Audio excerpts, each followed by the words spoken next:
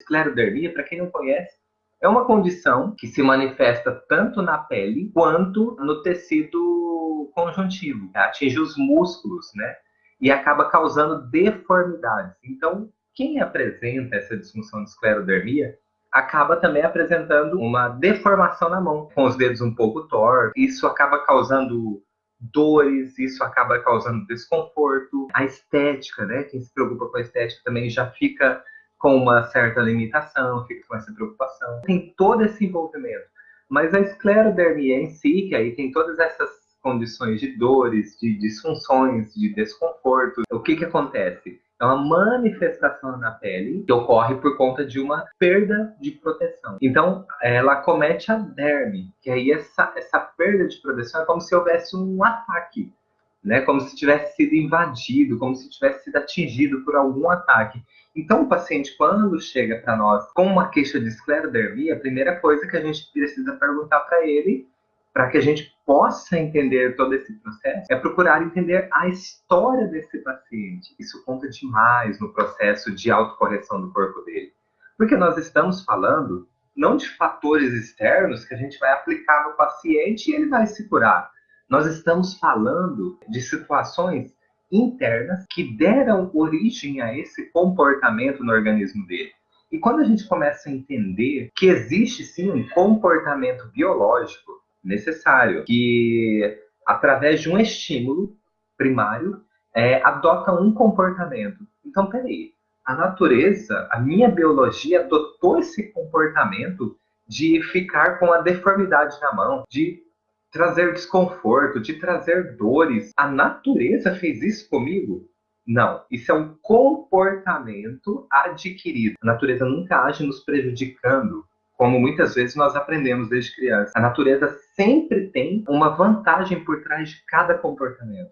Ah, Dalton, agora eu vou sair da live, porque você falando que é uma vantagem, uma deformidade na mão, uma situação que traz um desconforto, sim, é uma vantagem biológica. Segundo os estudos do Dr. Hammer, os estudos da nova medicina germânica, a esclerodermia vem de uma situação onde a pessoa se sentiu agredida por alguma situação que para ela foi impactante, foi chocante. E a partir desse comportamento, se ela também sentiu impotência nessa situação e não pôde fazer nada, ela pode ter uma manifestação nos músculos.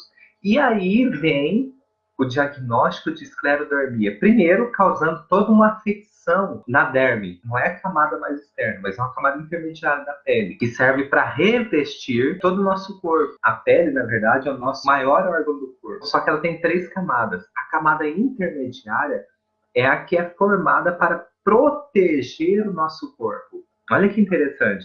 Então, quando nós nos sentimos invadidos, seja por algo que alguém falou, por algo que eu me senti atingido, que eu me senti invadido, seja real, ou seja, alguém veio e de repente me agrediu mesmo, fisicamente, ou seja virtual ou simbólico, alguém me agrediu com palavras, eu senti atingido, eu me senti invadido, eu me senti, não quero dizer que foi uma manifestação física, mas se eu me senti assim, de forma impactante, eu não pude fazer nada, pelo menos naquele momento brusco, né, naquele momento de choque, o meu cérebro registra essa informação como real. E uma vez que ele manifesta isso como real, o meu corpo ele começa a ter comportamentos também reais. E esse comportamento real, se eu me sentir agredido, por exemplo, nas mãos, ou sobre algo que eu não pude fazer nada, e aí me senti impotente, aí começa a ter comportamentos também nas mãos. E por que é que ocorre todas essas afecções na pele e a deformidade nas mãos?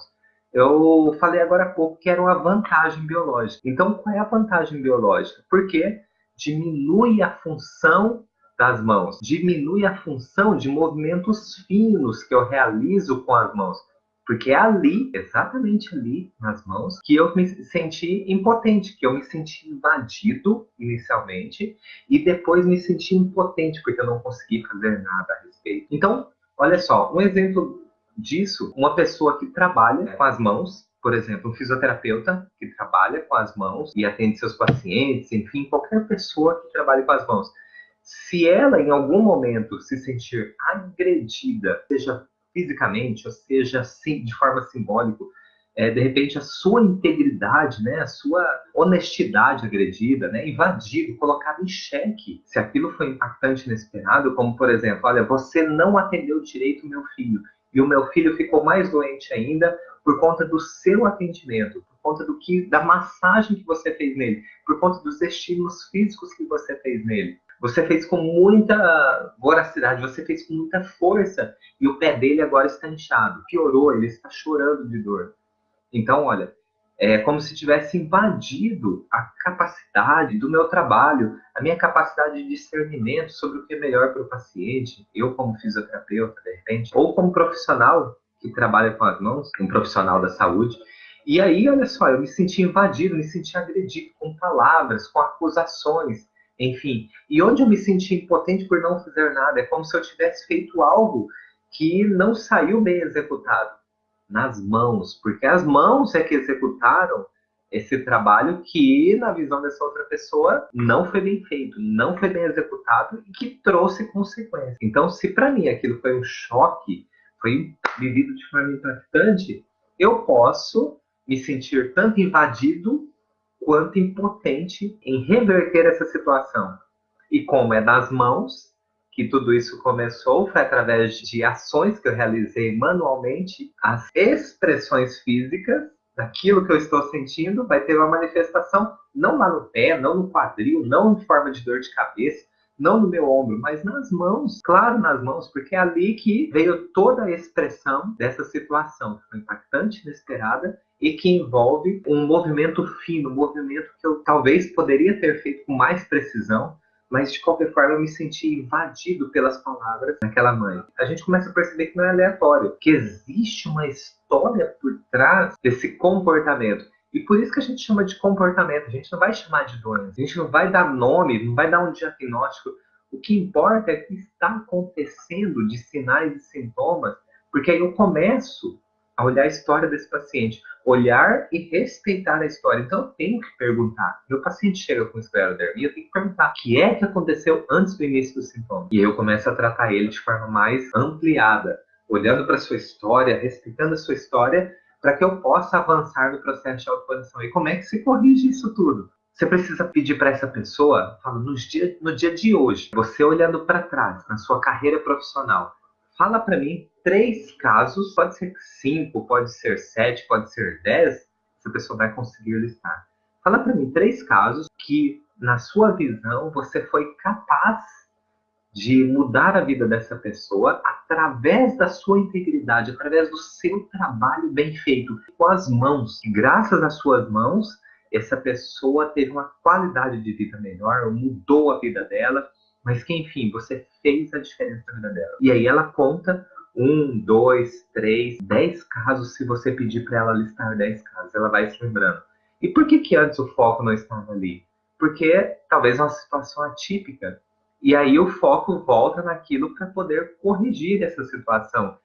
Fica procurando respostas. E é por isso que uma coisa que já aconteceu, muitas vezes é difícil você reverter. Você colocar uma pedra e simplesmente esquecer. Não é bem assim. Porque foi vivido como um choque. Isso que a gente não pode esquecer. A situação foi vivida como um choque. Porque se não foi vivida como um choque, não causa marcas, não fica um registro no cérebro tão forte, tão impactante, com uma necessidade biológica de tentar intervir, de tentar corrigir isso. É a tentativa de tentar corrigir, diminuir a função para que eu não continue com esses enfrentamentos onde eu não estou sendo potente, onde eu não estou sendo capaz. Então, por isso que tem as palavrinhas mágicas. Pede para o seu paciente, diga para mim 3 situações onde você foi capaz, que é o contrário de impotente, que é a sensação que esse paciente ficou, foi capaz de mudar a vida de uma pessoa, de transformar através da sua capacidade, através da sua integridade como profissional. Opa, integridade devolveu aquilo que eu já não via mais, que era uma sensação de ter invadido a minha integridade moral ou física. Então, olha só, devolvendo para ele. E claro que não vai adiantar você falar palavras bonitinhas, né? Olha, você é um profissional bom, você é reconhecido. Isso é só um pensamento positivo. E o pensamento positivo talvez não vai ser duradouro, não é suficiente. Então, tem que ter situações reais, vividas por esse paciente teu, para que ele acesse essas informações, esses registros neurais, e para ele seja verdadeiro, porque é uma história verídica que ele vivenciou. E uma história verídica, ela tem cheiro, ela tem gosto, ela tem sensação de tato, ela tem tudo que a pessoa viu, tudo que a pessoa ouviu dentro daquela cena, então é muito verdadeiro. Por isso é que quando você estimula a pessoa a encontrar as suas verdades, a dar foco nas suas verdades, a biologia dela também acompanha e muda para um processo agora de autocorreção e finalizando aquele processo que ela não estava conseguindo porque o foco estava apontando para um lugar que somente tentava corrigir aquilo que ela se sentiu impotente ou invadida, ok? Então é esse caminho que você precisa direcionar para atender seu paciente com esclerodermia. E câncer do colo de útero, então vamos lá. O que seria, né? Porque uma pessoa manifestaria um câncer de colo de útero, né? Dentro do entendimento do bioalinhamento, que inclui várias ciências já comprovadas, mundialmente reconhecidas, o que nós entendemos é o seguinte: o câncer no colo de útero é uma proliferação celular, que vem como uma emergência biológica para aumentar a função do órgão. Então, peraí, como que funciona isso tudo? Como que é esse processo? Por que é que uma mulher apresentaria esse tipo de comportamento no corpo? Primeiro, a gente precisa entender o seguinte, que são comportamentos. Então, tem alguma coisa que estimula esse comportamento. Isso é muito interessante, até para a gente poder detectar muitas situações. Então, vamos lá. Uma situação bastante comum que pode levar ao surgimento de câncer de colo de útero são situações de contatos onde a pessoa não está conseguindo, de alguma forma, lidar com aquilo. Mas esse contato, ele deve ser impactante e inesperado. Tem que ser vivido como um choque, senão não traz um comportamento nessa magnitude. Porque se não for impactante e nem inesperado, a pessoa ela pode ter um momento de adaptação. E o momento de adaptação, ela consegue reverter, ela consegue lidar com aquilo normalmente. Então, por mais que de repente ela reclama do parceiro, reclama talvez da vida, ela vai se adaptando. Sabe aquela coisa assim de você calçar, por exemplo, um sapato e o sapato não está confortável, mas quanto mais você calça, mais seu pé vai se acomodando e o sapato também se acomoda ao seu pé. E quando você calça um sapato mais confortável, aí que você percebe talvez o quanto aquilo te incomodava. Mas como foi de pouquinho em pouquinho, em pouquinho em pouquinho, seu corpo foi se adaptando àquela situação, ainda que desconfortável. Por que eu estou falando tudo isso? Porque para se ter um comportamento que vai ser diagnosticado como câncer, independente de onde seja, a pessoa antes do início desses sintomas, ela passa por uma situação que, para ela, na percepção dela, é vivida como um choque. Quando a gente fala de choque, é bem o seguinte, é impactante e inesperado. Ponto final.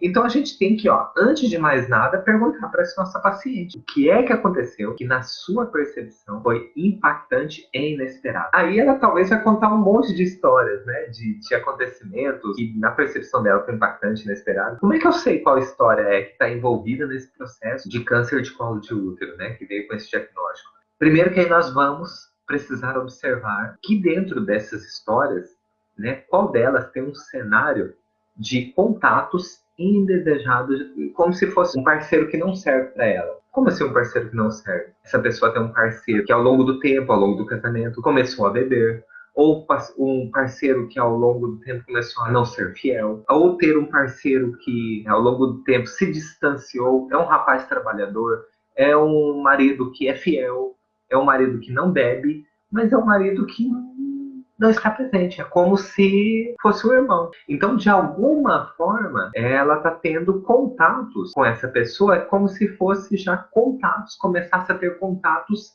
que, na percepção dela, são contatos indesejados. Já não é mais aquela coisa de marido e mulher, já não é aquela troca mais. Então, o que pode acontecer? Ou, não só isso, o marido seja um príncipe, porém, existe alguma coisa adicional nesse príncipe, como por exemplo, esse príncipe já tem um filho de outro casamento, então ele tem uma ligação com a ex-mulher. Não quer dizer que ele tem alguma coisa com a ex-mulher. A ligação é de pai e mãe de uma criança. Então, é aquela coisa assim, nossa, é um príncipe, mas ele tem um defeito, ele tem um filho com outra mulher, então ele tem uma ligação que não tem como disputar com aquilo. Então, em resumo, é como se fosse um parceiro que não fosse o ideal na visão dessa pessoa, certo? Não é um padrão. A gente precisa entender o que na visão dessa nossa paciente é tido como não o ideal para ela. Então, o ideal na visão dela. Então, assim como tem gente que tem preferência por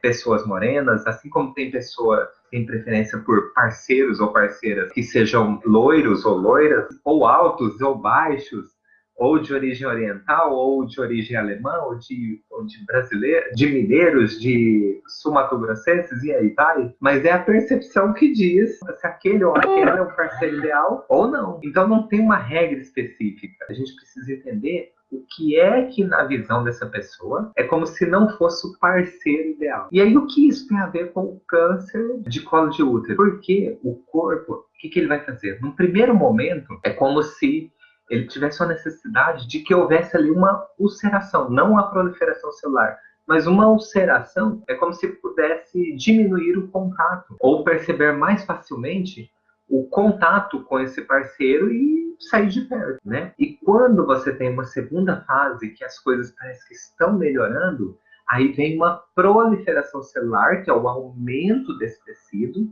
como se fosse para aumentar o contato com esse parceiro que agora sim começou a ser o parceiro ou mais próximo daquilo que eu considero como ideal. Então, olha só o que a natureza faz. Traz uma proliferação celular. Só que se essa percepção foi muito forte em relação a isso, essa proliferação às vezes não para. E aí pode ser diagnosticada com câncer de colo de útero. Então a gente precisa olhar a história do paciente.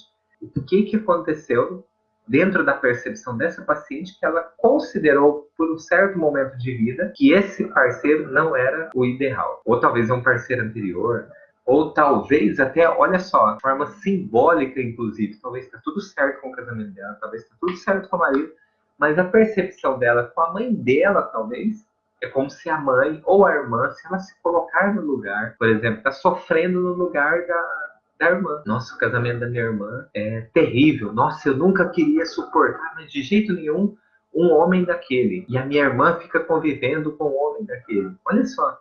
Então, se tem esse tipo de percepção, se essa mulher se coloca no lugar da irmã, por exemplo, ou no lugar da mãe, ou no lugar de uma amiga muito próxima que está sofrendo com o parceiro, ela corre um sério risco de ter o seu organismo apresentando um comportamento como se fosse para corrigir aquela situação, expressando exatamente o que o corpo está entendendo. E aí a gente precisa fazer o quê com essa paciente? A gente precisa atualizar as informações para ela.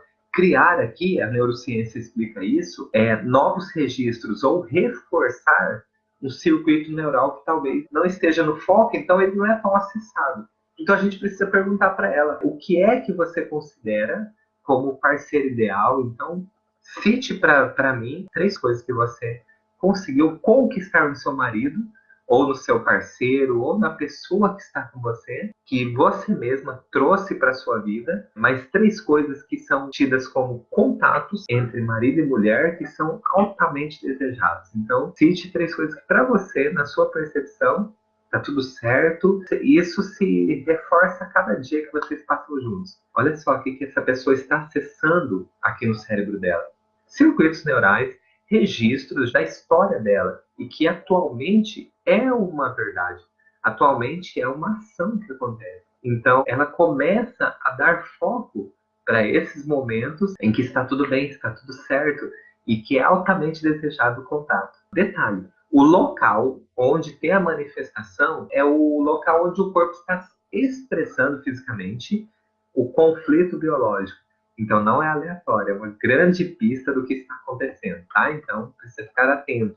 Pés rachados. Então, a gente começa a observar os comportamentos. Olha, pé rachado é interessante. O que acontece com o corpo? Pés rachados normalmente acontece quando forma uma camada um pouco mais densa na nossa pele, e aí o pé começa a rachar, né? E se apresenta mais nos pés. E por que é que se apresentaria mais nos pés? Então, vamos procurar entender esse processo. Primeiro, onde é que está acontecendo essa disfunção lá nos pés. Aí a gente precisa entender qual é a vantagem biológica de se ter os pés rachados. Na verdade, os pés racham não exatamente como uma vantagem, mas como uma consequência. O que veio como vantagem é essa espessura muito forte da pele, que acaba ficando tão espessa, uma pele tão dura naquela região que ela racha. As rachaduras são consequências, tá?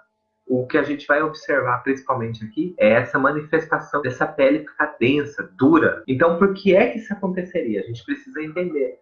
Então, sempre, sempre a gente precisa fazer uma pergunta. Qual é a vantagem biológica desse comportamento? Então, nunca nós vamos partir questionando por que é que está acontecendo com essa pessoa.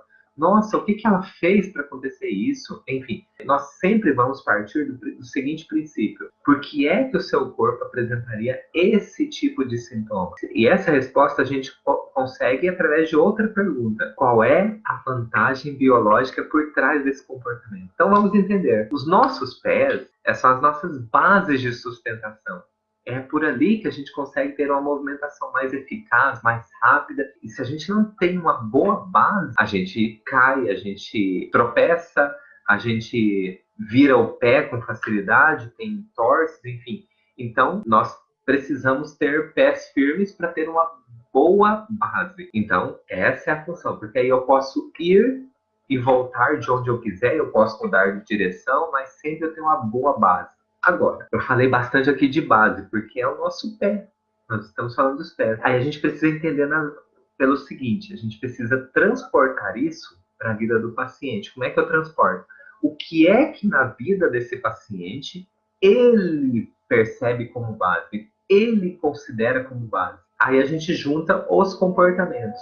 Então, se a pele desse paciente está mais densa, é como se ele precisasse de uma base mais fortalecida, uma base mais sólida, uma base mais reforçada. Então tá. Aí eu preciso perguntar para o meu paciente, primeiro, quando é que começaram esses sintomas, né? De ter o pé rachando, de ter essa expressão, né? Então esse pé rachando, essa pele mais densa, né? Essa pele grossa. Então quando é que começaram?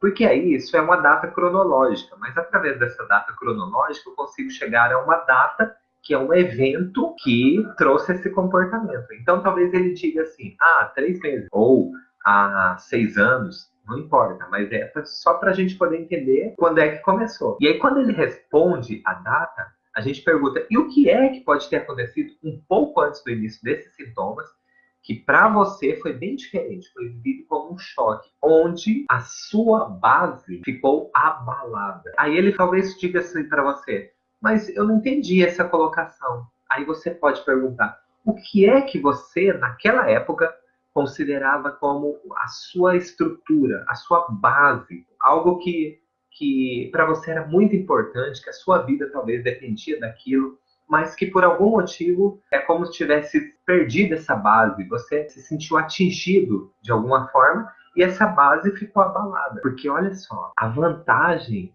disso tudo, a vantagem desse tipo de comportamento é o seguinte, se a minha pele está me protegendo, ela se torna mais densa, ela se torna mais grossa, possivelmente eu terei uma base mais sólida, mais rígida, que isso, para mim, me ajuda a ter uma estrutura muito mais reforçada. Não vai ser com qualquer impacto que eu me sinto balançado, mas essa pessoa, naquele momento impactante, inesperado, ela se sentiu atingida de alguma forma. Então agora é como se precisasse ter bases fortes, bases reforçadas, onde não vai ser uma coisa pequena ou qualquer coisa que vai fazer ela perder essa base. Então a gente precisa entender esse processo, o que para o nosso paciente ele considera como uma estrutura que perdeu a estabilidade. E aí quando a gente entende isso, porque olha só, para algumas pessoas pode ser o emprego a base dela, para algumas pessoas a base dela é a sua mãe, para algumas é a família, para algumas a base, minha base estrutural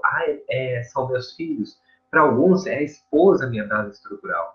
Então, a gente precisa entender o que, na visão do paciente, ele entende como uma base que foi, é como se perdesse a estrutura. De alguma forma, ele se sentiu atacado, ele se sentiu invadido. E é por isso que surge uma camada protetora na região dos pés, onde pode ser mais forte, mais densa, Porque se ele se sentir atacado de novo, é como se tivesse um escudo de proteção, é como se tivesse uma base mais fortalecida. E aí, então, ele não sofre tanto com esse novo ataque, porque antes foi impactante e inesperado. Agora ele já se prepara para uma nova situação. Então ele não vai ser pego tão de surpresa assim. Entenderam como existe uma vantagem biológica? E isso, claro, pode ter sido um ataque real nos pés. Por exemplo, pisar no asfalto quente, é um ataque real, físico, uma agressão física no corpo dessa pessoa. Agora, pode ser também sentir simbolicamente você acabou com a minha estrutura porque você tirou o meu emprego. Olha só. E pode ser de uma outra forma simbólica. Nossa, meu pai parou de mandar dinheiro para mim, então eu não tenho estrutura para seguir a minha vida. Eu tenho que pagar aluguel, eu não ganho o suficiente, eu não posso sustentar minha casa, então eu perdi minha estrutura. Por isso que a gente pergunta desde quando, mas não é uma pergunta simples. É para a gente entender como era a vida dessa pessoa antes do início dos sintomas, porque quando a gente pergunta desde quando, a gente pergunta o que aconteceu um pouco antes do início dos sintomas. Porque aí a gente consegue encontrar alguns eventos, através do relato desse paciente, onde ele, de alguma forma, teve um choque, aquilo foi impactante e inesperado para ele, e aí a gente precisa entender apenas o que na percepção dele é tido como uma perda de estrutura, um ataque. Aí ele se sentiu desestabilizado e é preciso ter uma base mais forte, uma base mais reforçada, que aí ele sofre menos. Se ele passar de novo por essas situações, ele sofre menos esses ataques. Então é preciso fazer o que agora? Atualizar esse paciente para o momento presente e através dessa atualização nós podemos pedir para ele. Como que eu faço a atualização? Pede para ele dizer 3 coisas para você, ou 10, ou 5, quantas você pedir, ele vai conseguir te falar. Porque agora ele tem uma mudança de foco para aquilo que estava preocupando ele. Quando ele muda o foco para o presente, ou seja, no momento agora, que não está sendo impactante, que não está sendo inesperado, e que sim, ele tem tempo para fazer algo a respeito, quando ele muda o foco para o momento presente, ele começa a enxergar que possivelmente ele já conseguiu estruturar a sua base, ele já conseguiu fazer muitas coisas em que ele se sentiu protegido por ele mesmo, graças às ações que ele tomou. Então, quando ele começa a enxergar isso, aí ele começa a acessar esses registros no cérebro, que faz parte da sua história, portanto, é uma verdade para ele, porque ele viveu aqui. E essa história dele tem cheiro, tem cor, tem gosto, tem sensações misturadas. Então, por isso que é muito intenso aqui no cérebro. Por isso que não é uma simples lembrança. E é por isso que traz resultados de autocorreção. Porque se o foco fica voltado para esse momento presente, onde aqui ele pode fazer as coisas e ele consegue fazer as coisas, aí, naturalmente, a sua biologia acompanha aquilo que ele está focando. Onde a gente coloca o nosso foco, aquilo tudo se expande. A física quântica já explica isso há muito tempo. Onde você dá foco, aquilo se expande. Então, quer um exemplo, por exemplo? Quer um exemplo, por exemplo? Foi ótimo, hein? Quer um exemplo? Aliás, tem 1 milhão de exemplos. Se você dá foco para uma festa de casamento, nossa, você não vê a hora de chegar aquele casamento, você só pensa no casamento, no dia que você vai nesse casamento, na roupa que você vai colocar. Se você dá foco para um carro que você vai comprar, nossa, você não vê a hora de fazer o test drive, de ir lá na concessionária. Você fica pensando nesse carro. Se você dá foco para o seu chefe reclamando de você numa reunião, você não para de pensar também, você fica preocupado, você não consegue dormir. Onde você dá foco, aquilo se expande. Então a física quântica explica tudo isso para nós. Que é possível, sim, a gente controlar a nossa biologia através daquilo que a gente dá atenção. Onde a gente dá atenção, aquilo se expande. Então, olhe bem para o que você está prestando atenção hoje. Olhe bem para o que você está dando foco. Se é na alegria, se é na saúde, ou se é no problema que aconteceu lá atrás, e se é naquilo que deu errado, e não na solução. Então, sugestão de ouro. Dê foco naquilo que você dá conta de fazer. Não porque o outro fez, eu preciso fazer do mesmo jeito. Mas dê foco naquilo que você dá conta, naquilo que você é capaz de fazer. E faça. Não deixe isso só no campo das probabilidades. Eleja uma ação. mas faça. Você não precisa mudar o mundo, você precisa mudar apenas aquilo que você não está aprovando na sua vida. E isso é suficiente para dar um passo gigante naquilo que você quer. Então não lute contra o que você não quer, mas lute a favor daquilo que é leve. Aí eu passo a dizer outra coisa, já não é luta, já é caminhar para aquilo que você gosta. Caminhar para aquilo que é leve para você. E aí as coisas começam a ficar leves, parece que o mundo está mudando, parece que as pessoas estão ficando mais compreensíveis, parece que eu começo a ter sorte na vida, parece que finalmente as coisas começam a dar certo para mim, mas é porque eu foquei na solução, eu foquei naquilo que é leve, eu foquei naquilo que me faz feliz e parei de lutar contra a minha tristeza, parei de lutar contra as minhas dívidas, contra as minhas doenças. E eu dei foco, dei espaço somente àquilo que me favorece, não aquilo que me traz para baixo.